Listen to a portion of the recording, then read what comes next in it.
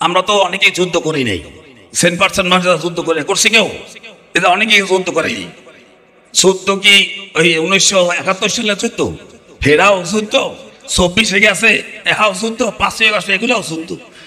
আর সামনে এখন যতদিন পর্যন্ত ক্ষমতায় ইসলামিক দল না বসবে ততগুণে বাতিলের সাথে যুদ্ধ করতেই হবে। মিনিটে মিনিটে যুদ্ধ হবে, পয়েন্টে পয়েন্টে যুদ্ধ হবে, জেলায় জেলায় যুদ্ধ হবে, বিভাগে বিভাগে যুদ্ধ হবে, কেন্দ্রে যুদ্ধ হবে। প্রত্যেকটা যুদ্ধের শরীক হতে হবে, হবে না? নাইলে আমাদের দাম আছে। যদি আমরা আন্দোলনে সক্ষম না হই, আন্দোলনে সফল না হই, তাহলে এই সভাপতিত্বর দাম নাই, আর এই কিছু দাম নাই। অর্থাৎ 28 জুন আমাদের ঢাকায় চরখালি যারা গিয়েছেন, আপনার নাম আমির বলছেন যে জনসমর্থ জানে হয়, বিশাল জনসভা করবে এই ঢাকাতে।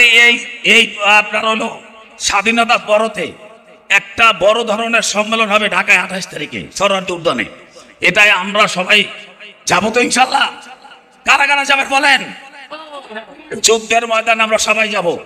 ধাওয়া থেকে কমসে কম দুটো বললাম না, একটি বাস তো অবশ্যই দেবেন। আমি 2টা বলতাম, কিন্তু 2টা বলবো না, কারণ বর্তমান পরিস্থিতি ভালো না, অনেকের পয়সা করি কম, আমাদের দলের মানুষ হলে গরিব, আমরা খেটে খাওয়া মানুষ, আমাদের টাকা পয়সা কম, যাতে একটা বাস যথেষ্ট ইনশাল্লাহ। একটি বাস সভাপতি সেক্রেটারি সাহেব সবাইকে নিয়ে একটি বাস কনফার্ম করবেন, সুন্দরের মতো লিস্ট করতে থাকেন, সবাই কাছ থেকে কিছু টাকা অর্কিং নিতে থাকেন, এবং 28 তারিখের জন্য প্রস্তুতি নেন।